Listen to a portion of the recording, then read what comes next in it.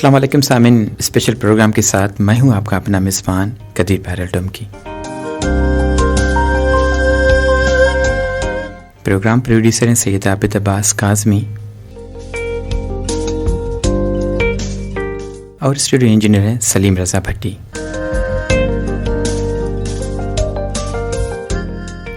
آج ہمارے اس special program میں ہمارے ساتھ ہیں اسپیشل گیسٹ۔ آئیے اس گیسٹ سے گفتگو کرتے ہیں۔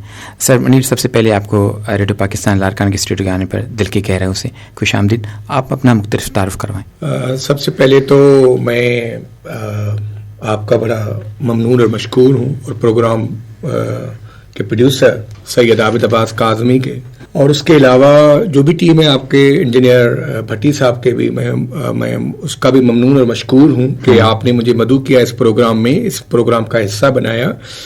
تعارف کے حوالے سے جی میرا مختصر تعارف یہ ہے کہ میں کرنٹلی جو ہے اسسٹنٹ پروفیسر انگلش کے طور پر سندھ گورنمنٹ میں کام کر رہا ہوں۔ اس سے پہلے تھوڑا سا میرا بیک گراؤنڈ یہ ہے کہ میڈیا سے بھی میں منسلک رہا ہوں، ریڈیو سے بھی میں منسلک رہا ہوں، اسی ریڈیو سے ریڈیو پاکستان لاڑکانہ سے بھی میں رہا ہوں منسلک۔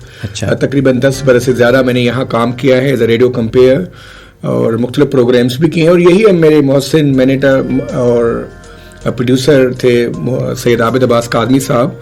اور ایسے محسوس ہو رہا ہے جیسے کہ یہاں 10-12 برس کے بعد دوبارہ اسی اسٹوڈیو میں جیسے مجھے ماضی کی یادوں کے درجے میں واپس چلا گیا ہوں۔ جی سر۔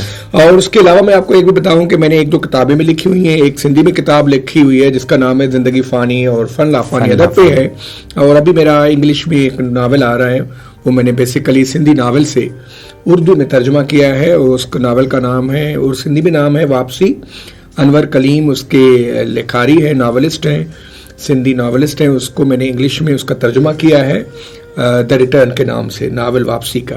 وہ انشاءاللہ ابھی دسمبر میں نومبر میں ایکسپیکٹڈ ہے کہ وہ شائع ہو جائے گا۔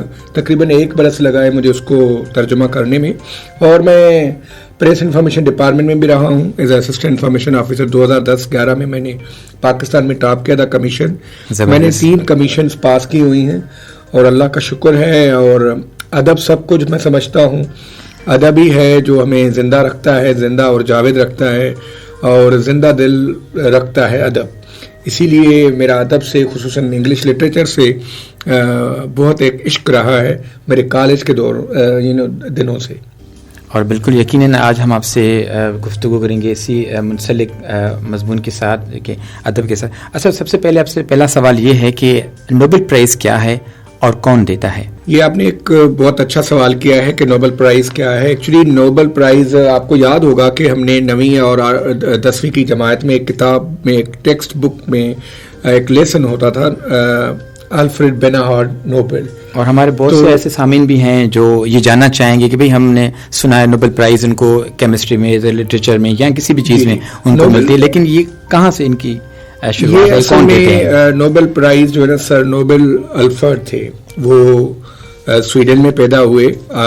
21 اکتوبر 1833 میں وہ سویڈن میں پیدا ہوئے، اور ان کا انتقال 10 دسمبر 1894 میں اٹلی میں ہوا تھا۔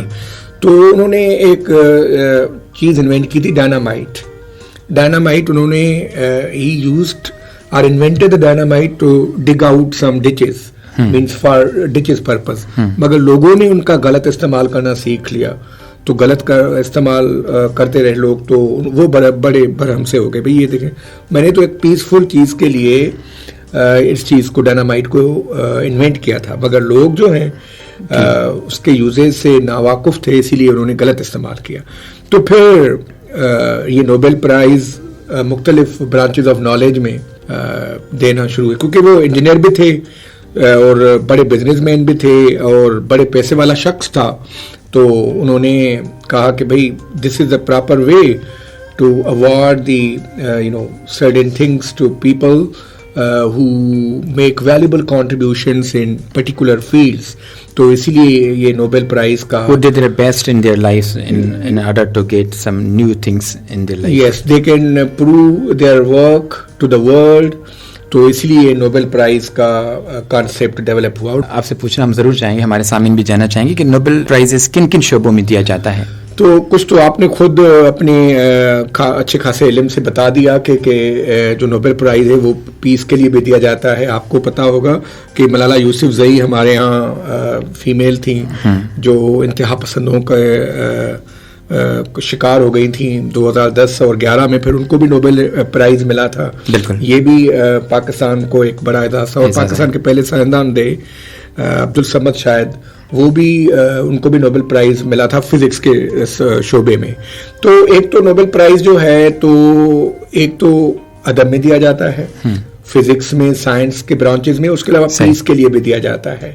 تو یہ مسلسل سر الفریڈ نوبل کہ جب وہ حیات تھے تو اس وقت بھی دیے جاتے تھے نوبل پرائز, اور اس کے جب وہ کوچ کر کے چلے گئے دنیا سے تو اس کے بعد بھی نوبل پرائز مختلف علوم میں جو بھی لوگ دنیا میں کام کر رہے ہیں, جن کی کنٹریبیوشنس ہیں برانچز آف نالج میں, ان کو ملتے رہتے ہیں. اچھا, بہت اچھا. اچھا, دوسرا سوال آپ سے منیر صاحب یہ ہے کہ ادب میں نوبل پرائزز کی شروعات سے لے کر اب تک کتنے انعام دیے گئے ہیں؟ جہاں تک ادب کا تعلق ہے تو so far in literature 113 times prizes دیے چکے ہیں, نوبل پرائز لاؤریٹس بن چکے ہیں. اور 1901 سے لے کر 2020 تک, ابھی اسی مہینے 7 اکتوبر کو, اکتوبر میں اس مہینے میں میرے خیال جمعرات کا دن آتا ہے, تقریباً 1 بجے سیز ٹائم کے مطابق. میں بتانا چاہ رہا ہوں آپ کے سامعین کے لیے سیز, بالکل ہم جاننا چاہیں گے, ہمارے سامعین بھی جاننا چاہیں گے. پاکستان اسٹینڈرڈ ٹائم ہوتا ہے PST, پاکستان اسٹینڈرڈ ٹائم. اسی طرح سے سیسٹ ہوتا ہے سینٹرل یورپین سمر ٹائم. یہ جو یورپین کنٹریز ہوتے ہیں نا, ان کے لیے یہ ٹائم جو ہم یوز کرتے ہیں ٹرم اصطلاح, وہ ہوتا ہے سیسٹ. سو 1 بجے تقریباً جمعرات کے دن یہ نوبل پرائز ان لٹریچر دیا جائے گا. نوبل پرائز کی سلیکشن ٹیم کی بات کریں تو یہ تقریباً 18 لوگوں کے مبنی پینل ہوتا ہے جو 18 people who engage and who are 18 strong panel of people are there in a Nobel committee and they award the Nobel Prize and it is in Sweden. It is called also Swedish Academy. Selecting the winner of the year, کس کو اس field میں وہ انعام دیا جائے. تقریباً 18 members پر یہ مبنی ہوتا ہے. اور اس کے تقریباً میں آپ کو یہ بھی بتاتا چلوں آپ کے سامعین کے لیے بھی, ان کے بھی علم و آگاہی کے لیے یہ بات ہو کہ تقریباً اس میں جو ہے نا, جو پینل کوالیفائڈ نامینیٹرز ہوتے ہیں وہ مختلف برانچز سے, مختلف مکتب فکر سے بھی تعلق رکھتے ہیں, یعنی سوسائٹیز سے بھی. ایک تو خود سویڈش اکیڈمی کے جو ممبرس ہوتے ہیں وہ خود ہوتے ہیں, وہ تقریباً 18 میں نے آپ کو کہا ان پہ مبنی ہوتا ہے. اور دوسرے وہ لوگ ہوتے ہیں جو پروفیسرس ہوتے ہیں, لیکچررس ہوتے ہیں, جو مختلف کالجز اور یونیورسٹیز میں پڑھاتے ہیں, جنہوں نے ادب میں بڑا ایک اپنا نام جو ہے نا, اپنا لوہا منوایا ہوا ہے, وہ لوگ سلیکٹ ان میں ہوتے ہیں اس کمیٹی میں. اور تھرڈ وہ لوگ ہوتے ہیں جو نوبل پرائز لاؤریٹس ان لٹریچر پہلے تھے, یعنی فار ایگزامپل 2020 میں جو ہے امریکن پوئٹس تھیں لوئس گلک, ان کو انعام دیا گیا تھا لٹریچر کا. She was an American poetess and she was of the opinion that because her unmistakable poetic voice that without her beauty makes individual existence universal. یہ ان کا poetic voice جو تھا نا, تو یہ اس کے حوالے سے she was very famous. تو جو یعنی پہلے سے نوبل پرائز ون کر چکے ہوتے ہیں, جو بھی ہمارے لاؤریٹس ہوتے ہیں وہ بھی اس میں ہوتے ہیں. اور اچھا, وہ بھی ٹیم کے ممبر سے حصے ہوتے ہیں اکارڈنگ ٹو یو.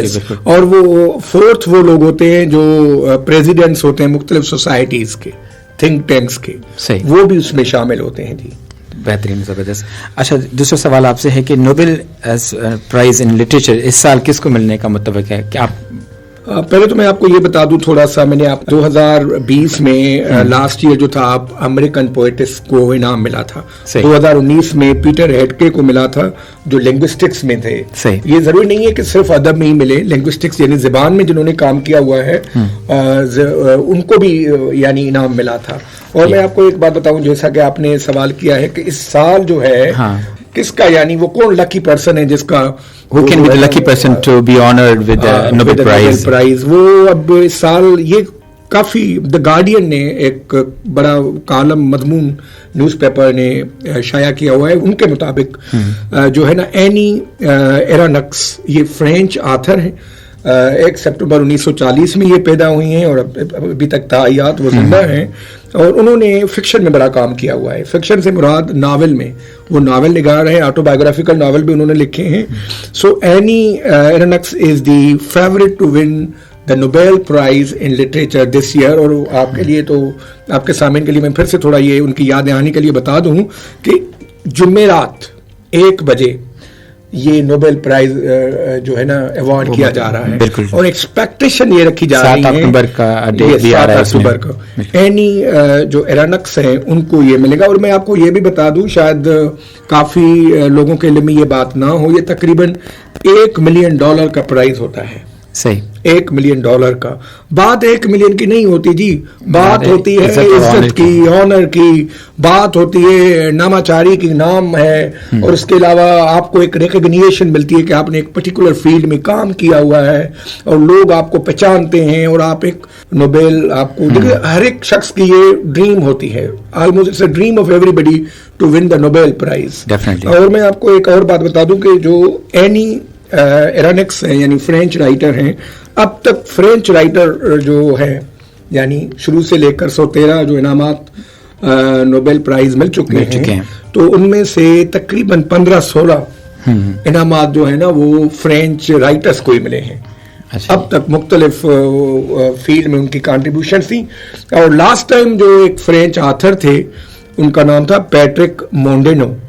ये आप किसी शैम्पू का नाम नहीं है, या किसी जो है ना सामीन ये सुन लें, ये जो है बड़ा आथर से बड़े फ्रेंच आथर थे। 2014 में इन्होंने ये नोबेल प्राइज हासिल किया था, पैट्रिक मोंडियानो। और आज तक, यानी शुरू से लेकर लिटरेचर में जब भी इनाम दिए गए नोबेल प्राइज में, तो 15 फ्रांस के हिस्से में आए हुए हैं। सही। और मैं आपको एक और बात बता दूं कि जो ये एनी एरानक्स के लिए ये अवार्ड जीतना कोई आसान काम नहीं है, इनके पीछे कंटेंडर्स भी हैं। तकरीबन इसके जो हॉट कंटेंडर्स हैं, एनी कैरसन हैं, कनाडा के एक शायर हैं, उसके अलावा जापानीज बेस्ट सेलर एक आथर हैं जिनका नाम है हारुकी मुराकामी, ये जापान से इनका ताल्लुक है। और रशिया से एक नावल निगार हैं लुडमिला उलिस्टिकिया, और कनाडा से केनिया से एक और आथर हैं जिनका नाम है नुगेगी वा थियोंगो। ये उनके कंटेंडर्स हैं, यानी एरानक्स के साथ। अच्छा सर, मुनीर साहब, इस वक्त आपको बहुत से ऐसे स्टूडेंट्स, ऐसे तलबा सुन रहे होंगे जिनका ताल्लुक लिटरेचर से भी है। आप भी एक लिटरेरी मैन है, आपने भी काफ़ी किताब से लिखी हुई है। What is your message for them? आपका मैसेज क्या? हाँ, देखिए, मैसेज ये है कि मैं आपको पहले से प्रोग्राम के शुरू में ही बता चुका हूँ कि अदब सब कुछ है, अदब जिंदगी है। और अदब हमारे यहाँ जो अदब है ना, अमूमी तौर पर 2 ब्रांचेस में उनको डिवाइड किया गया है। एक अदब बराए अदब, यानी अदब हम अपनी तस्कीन की खातिर, रूह की तस्कीन की खातिर, लज्जत की खातिर, और उसके अलावा खुशी की खातिर, ज़ाती खुशी की खातिर हम अदब जो है ना वो प्रोड्यूस करते हैं। एक तो अदब का ये कॉन्सेप्ट। दूसरा अदब का कॉन्सेप्ट ये है कि अदब बराए जिंदगी, कि लोगों को क्या आप दे रहे हैं। आप जो लिखारी हैं, कलम का, आप जो आपने जो कलम उठाया हुआ है, आप जो इतने कोई बड़े शायर हैं, शोरा हजरात हैं, आप लोगों को क्या दे सकते हैं। अदब लोगों को कैसे जिंदा रख सकता है, सही। यानी अदब बराए जिंदगी, जिंदगी को कैसे जिया जाए, लोग कैसे अदब से कुछ सीखें, ये कॉन्सेप्ट है। और मैं आपको एक बात बता रहा हूँ, जो अभी जो एक्सपेक्टेड विनर हैं एनी एरानक्स, मुझे अभी ये बात याद आ रही है, उन्होंने, क्योंकि वो नावल निगार है ना बेसिकली, उन्होंने एक बात कही थी कि it is the work of a novelist to tell the truth, यानी ये नावल निगार का काम है कि मुआशरे में लोगों को सच बताएं, हकीकत बताएं। और आपको पता है कि नावल जो है वो नॉन फिक्शन भी होता है, फैक्चुअल भी होता है। नावल खुद फिक्शन के ज़मरे में आता है, तो इसी हिसाब से अदब बहुत कुछ सिखाता है। सबसे पहले तो अदब आजिज़ी सिखाता है कि आप आजिज़ रहें, आप हम्बल रहें। और दूसरी बात, आपको अदब इल्म का मुतलाशी बनाता है, आप इल्म हासिल करते जाएं जितना पढ़ें। और एक बात बता रहा हूँ आपको, अदब वो फील्ड है जो हर रोज़ नई ना कोई डेवलपमेंट होती है। किसी और फिल्म में शायद हो ना हो, मगर अदब में जरूर हो. जबरदस्त. Sir thank you so much professor Munir Ahmad डुमकी for giving your precious time at radio Pakistan. हम आपका मशगूल हैं, तहे दिल से आपने अपना कीमती वक्त निकाल कर हमारे रेडियो पाकिस्तान में. मैं एक बार फिर से आपके तमाम इस टीम का ममनून और मशकूर हूँ, खुसूसन प्रोड्यूसर सैयद आबिद अब्बास काज़मी जो मेरे भी मैनेटर और उस्ताद और प्रोड्यूसर रह चुके हैं, उसके अलावा इंजीनियर भट्टी साहब और आपका मेज़बान कदीर डुमकी साहब, कि आपने मुझे इस प्रोग्राम का हिस्सा बनाया, इस यादगार प्रोग्राम का मुझे यहाँ दावत दी. Once again thank you very much. Thank you so much.